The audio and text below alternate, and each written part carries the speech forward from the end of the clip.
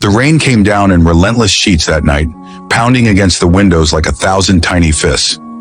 Inside the small apartment, Emma sat on the cold wooden floor, her trembling hands clutching a photograph of her and Daniel, her fiancé, smiling under a summer sky that now felt like a lifetime ago.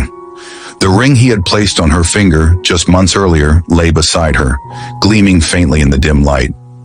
That same morning, Daniel had looked her in the eyes, the same eyes that once saw forever in his, and told her quietly, almost apologetically, that he was in love with someone else, not just anyone, her best friend, Lila.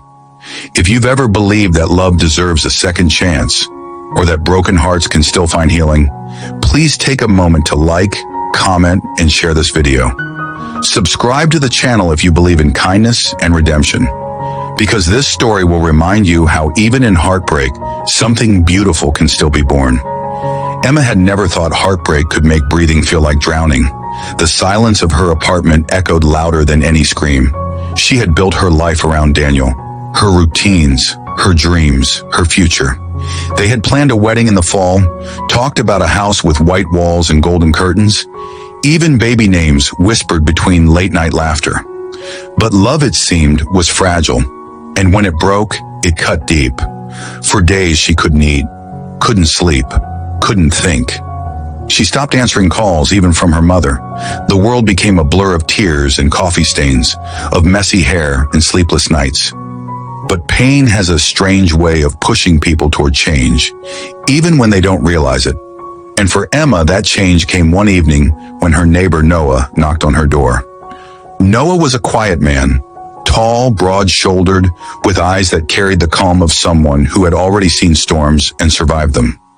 He lived across the hall, often keeping to himself, but he had noticed the silence that replaced Emma's usual cheerful hum. When she opened the door, eyes red and voice barely a whisper, he simply said, "You look like you could use a walk." She almost said no, but something in his voice, steady, gentle, unhurried, made her nod. They walked through the drizzle, the city lights reflecting off the wet pavement. She told him everything, from how Daniel and Lila had met at her birthday party, to how she found out about their affair through a message meant for someone else. Noah didn't interrupt, didn't try to fix her pain with empty words. He just listened, and sometimes listening is the most powerful form of kindness. When they reached the bridge that overlooked the river, Emma stopped.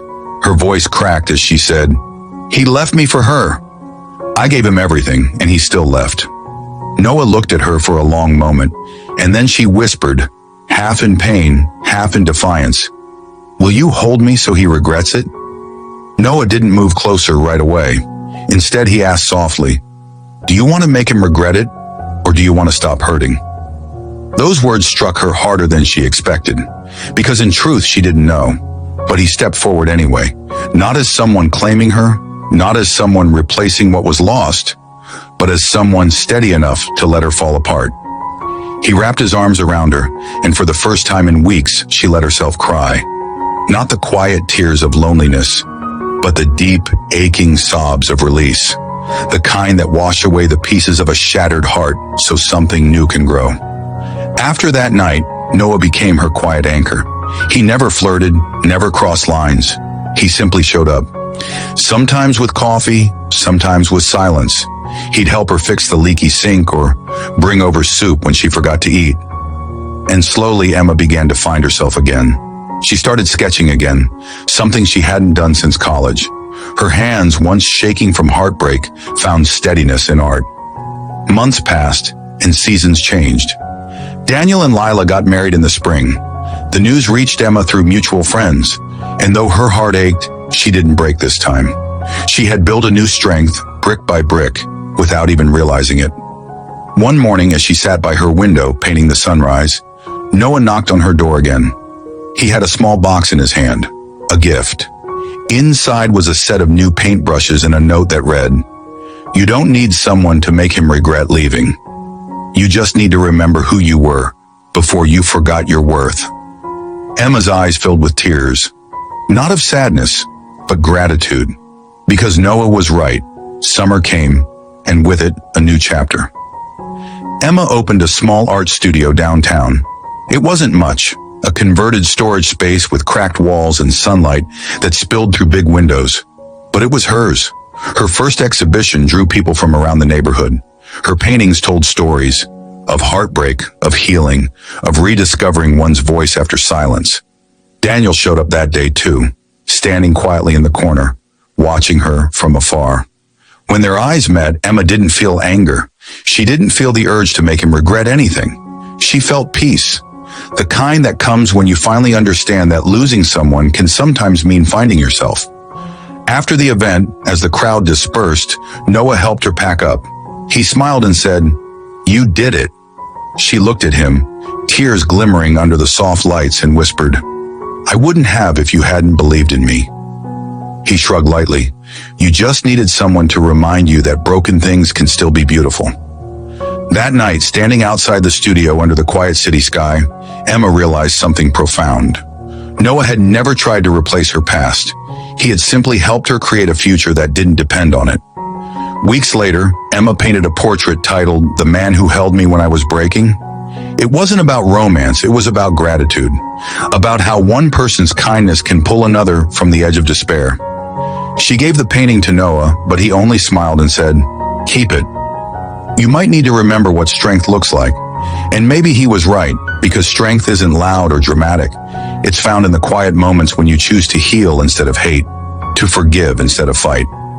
Years later, Emma's art studio flourished. Her name became known for her emotionally powerful work, but more importantly, she was happy, truly happy.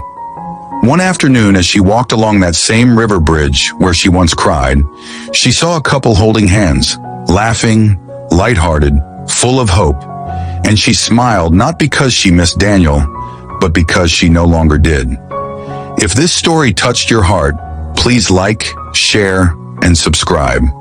Let others know that healing isn't about revenge. It's about rediscovering your worth. Before the ending, I have a special request. Comment below what you believe helps a broken heart heal. Is it time, love, faith, or self-discovery? I'd love to read your thoughts. As the sun dipped behind the skyline, painting the world in soft shades of gold, Emma stood still, watching the river shimmer. Somewhere behind her, she heard footsteps, steady, familiar. Noah joined her at the railing, silent, as if words weren't needed anymore. She looked at him and smiled, the kind of smile that carried 1,000 unspoken stories, and whispered, "He left me for her, but maybe it was so I could find me." Noah looked out at the horizon and nodded softly.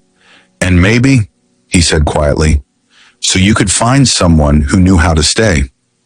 The breeze brushed against her face, carrying the scent of rain and possibility.